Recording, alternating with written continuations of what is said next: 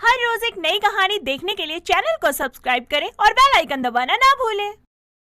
इरावती बड़ी ही खुशी के साथ अपने एक लौते बेटे धीरज की शादी तय कर देती है और उसकी शादी की तैयारियों में जोरों शोरों से लग जाती है। किसी चीज की कोई कमी नहीं छोड़ती। वो शादियों के कामों में लगी ही थी कि तभी उसका बेटा धीरज वहाँ आता है और कहता है, माँ मुझे कुछ जरूरी काम है, मैं भी कुछ देर में आता हूँ। नहीं बेटा, आज तेरी शादी है। शादी के समय घर से बाहर जाना ठीक नहीं है। लोग कहते हैं अच्छा नहीं होता। माँ जरूरी नहीं होता तो मैं नहीं जाता, लेकिन बहुत नुकसान हो जाएगा। मैं बस यूँ गया और यूँ आ गया। आपको जब भी मेरी जरूरत होगी मुझे कॉल करके बता देना, मैं आ जाऊँगा। धीरज इतना कहकर वहाँ से चला जाता है और इरावती फिर से शादी के कामों में लग जाती है। तभी उसकी पड़ोसन मंजू हाथों में पानी का ग्लास लेकर उसके पास आती है और उसे देते हुए कहती है, बस कर इरावती, थोड़ा सांस तो ले ले। माना तेरे एक लौते बेटे की शादी है, लेकिन काम के साथ साथ अपनी सेहत का भी तो ख्याल रख, वरना अगर कहीं शादी के बीच तेरी तबीयत खराब हो गई तो और बड़ी परेशानी हो जाएगी। ले पहले तू पानी पी, उसके बाद कुछ खा ले, तब कोई और काम करियो। क्या करूँ मंजू, तू तो जानती है ना कि शादी में कितना काम होता है। एक काम करके फ्री हो तो दूसरा काम खड़ा हो जाता है और करना सब मुझे अकेले ही है। तू चिंता मत कर, सब हो जाएगा। तू सिर्फ परेशान ही हो रही है, बाकी मुझे पता है तूने सब पहले से ही प्लानिंग कर रखी होगी। मैं तेरी पड़ोसी होने के साथ साथ तेरी खास सहेली भी हूँ। हाँ, तेरी बात बिल्कुल सही है मंजू, लेकिन वो कहते हैं ना कि शादी ऐसा काम है, ऐसी जिम्मेदारी है कि जब तक पूरी ना हो जाए बिना किसी दिक्कत के तब तक चिंता बनी ही रहती है। आज मुझे धीरज के पापा की बहुत याद आ रही है। अगर वो जिंदा होते तो मुझे किसी बात के लिए चिंता करने की जरूरत ही नहीं होती। हाँ वो तो है, लेकिन अब तू ये सब सोच कर अपना दिल क्यों छोटा कर रही है। खुशी खुशी अपने बेटे की शादी कर और बहू को घर ला। हाँ तू सही कह रही है। हे भगवान, देख तुझसे बात करने के चक्कर में मैंने दोबारा हलवाई वाले को फोन भी नहीं किया। एक तो ये लोग एक बार में सुनते नहीं है, जब तक इनको 10 बार फोन करके ना बोलो, और शादियों के सीजन में इनके भाव और 7वें आसमान पर पहुंच जाते हैं, सुनते ही नहीं है। इरावती और उसकी पड़ोसन मंजू की सारी बातें उनसे पीछे खड़ा हलवाई सुन रहा था, जिसे सुनने के बाद वो उनके पास आता है और इरावती से कहता है, मैडम जी, हमारे ऊपर गुस्सा करने से पहले ना एक बार अपने बेटे को फोन करके पूछ लेती कि उन्होंने हलवाई का टाइम क्यों बदला था। हम तो अपने समय के बिल्कुल पाबंद इंसान हैं और अपना काम पूरे ईमानदारी से करते हैं। अगर ऐसी बात थी तो जब मैंने तुम्हें सुबह फोन किया था तभी बता देते, ताकि मुझे परेशान नहीं होना पड़ता। मैडम जी, जब आप गुस्सा करना शुरू करती हैं ना, तब आप किसी की नहीं सुनती। सही कहा ना, हमने आपको कई बार बताने की कोशिश की, लेकिन आपने मेरी बात सुनी ही नहीं। चलिए जाने दीजिए, अब जो होना हो गया। एक छोटी सी गलतफहमी थी जो कि अब दूर हो गई। आप बस इतना बताइए कि लड्डू बनाने का सारा सामान आ गया है ना? हाँ भैया, आपने जो सामान बोला था मैं सारा सामान आपके कहने से ज्यादा ही लेकर आई हूँ, इसलिए मेरे बेटे की शादी के लड्डुओं में कोई कमी नहीं होनी चाहिए, वरना मुझसे बुरा कोई नहीं होगा। मेरे बेटे की शादी के लड्डू ऐसे होने चाहिए जिसको मेरे आस पड़ोस नाते रिश्तेदार सालों साल ना भूल पाए। मैडम आप चिंता मत करिए, हमारे यहाँ के लड्डू पूरे शहर में फेमस हैं। आपको बोलने का मौका नहीं मिलेगा, और आप देखना मैं आपके बेटे की शादी में ऐसे लड्डू बनाऊंगा कि लोग उसे सालों साल क्या, जिंदगी में कभी भी नहीं भूल पाएंगे।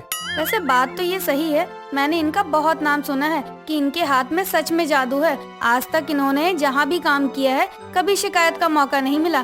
बाकी तू अपने बेटे की शादी में इनका काम देख ही लेगी तो कुछ कहने की जरूरत ही नहीं पड़ेगी।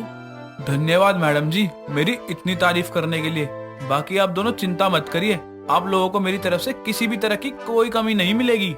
अच्छा ठीक है, अब आप जाकर लड्डू बनाने की तैयारी कीजिए। और हाँ, एक चीज और भैया, मैंने लड्डुओं में मिलाने के लिए दानेदार चीनी नहीं बल्कि पिसी हुई चीनी मंगवाई है। आप उसे ही इस्तेमाल करना ताकि लड्डू खाते हुए चीनी लोगों के मुंह में ना आए। जी मैडम, जैसा आप कहेंगी वैसा ही होगा। अब मैं चलकर लड्डू बनाने की तैयारी करता हूँ, वरना देर हो जाएगी। हलवाई इतना कहकर रसोई घर में जाकर लड्डू बनाने की तैयारी करता है। वहीं इरावती शादी की दूसरी तैयारियों में लग जाती है। लड्डू बनाने का सारा इंतजाम करने के बाद चीनी मिलाने के समय पर हलवाई सोच में पड़ जाता है, क्योंकि वहाँ चीनी और नमक के 2 कट्टे रखे थे और इस बात से अनजान हलवाई के उसमें से एक कट्टे में नमक है, वो बिना चेक करे सारे लड्डुओं में चीनी की जगह नमक मिलाकर बना देता है और डब्बों में पैक करवा देता है।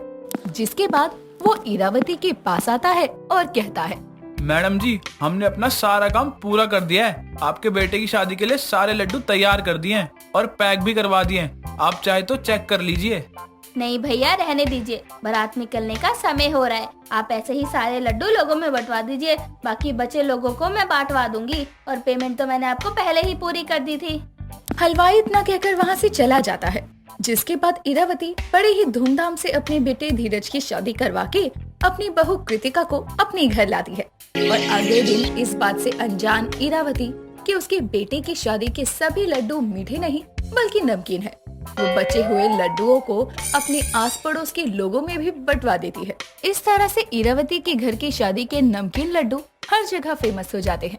जो भी उस नमकीन लड्डुओं के बारे में सुनता है, सभी पीठ पीछे इरावती पर बहुत हंसते हैं। ऐसे ही थोड़ा समय और बीतता है। तभी इरावती अपनी बहू कृतिका की मुंह दिखाई का फंक्शन रखती है, जिसमें फिर से उसके आस पड़ोस और नाते रिश्तेदार सभी लोग इकट्ठा होते हैं। तभी इरावती फिर से शादी के लड्डू लेकर आती है और अपनी पड़ोसन गीता को खिलाने लगती है।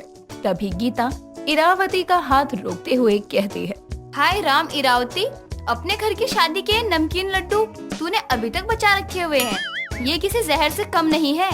गीता तो ये क्या कह रही है?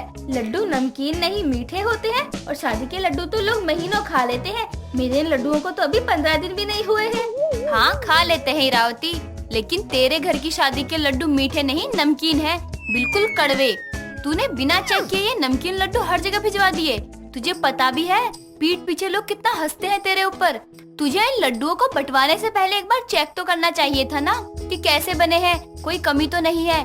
घर तक की बात हो तो चल भी जाता है, लेकिन अब तो ये लड्डू भगवान ही जाने कहां तक पहुंच गए होंगे। तेरी पड़ोसन बिल्कुल सही कह रही है इरावती, तेरा हलवाई किसी काम का नहीं है। सारे लड्डू नमकीन बना दिए, चीनी की जगह नमक भर रखा है नालायक ने। और तू भी महान है, अपने ही घर की शादी में बने लड्डू तूने अभी तक खाए नहीं। जो बात सभी लोगों को पता चल गई, तुझे उसकी भनक तक नहीं है। तेरी जगह मैं होती ना तो उसे अच्छा सबक सिखाती, मजाक बनाकर रख दे सभी रिश्तेदारों में। अब समझ में आया कि वो क्यों बार बार बोल रहा था कि मैडम जी आप चिंता मत करो, आपको अपने घर की शादी के लड्डू हमेशा याद रहेंगे। आप और आपके रिश्तेदार कभी आपके घर के लड्डुओं को भूल नहीं पाएंगे। इतने अच्छे लड्डू बनाता हूँ। वो कितने अच्छे लड्डू बनाता है वो तो हम सबने देख ही लिया। और हाँ, ये बात तो उसने बिल्कुल सही बोली कि तेरे घर की शादी के नमकीन लड्डू सिर्फ तुझे ही नहीं बल्कि सबको हमेशा याद रहेंगे, क्योंकि हमने हर शादी में मीठे लड्डू ही खाए हैं। तेरे घर की पहली शादी है जिसमें हमें मीठे नहीं बल्कि नमकीन लड्डुओं का स्वाद चखने को मिला है। रूपाली की बात सुनकर वहाँ खड़े सभी लोग उस पर जोर जोर से हंसने लगते हैं। इस तरह से इरावती के घर की शादी में बने नमकीन लड्डुओं के कारण वो हमेशा के लिए अपने आस पड़ोस से लेकर नाते रिश्तेदारों के बीच में एक हंसी का पात्र बनकर रह जाती है। दोस्तों, अगर आपको ये कहानी पसंद आई तो इसे लाइक करें, शेयर करें और कमेंट करके बताएं कि कहानी में आपको सबसे अच्छा क्या लगा।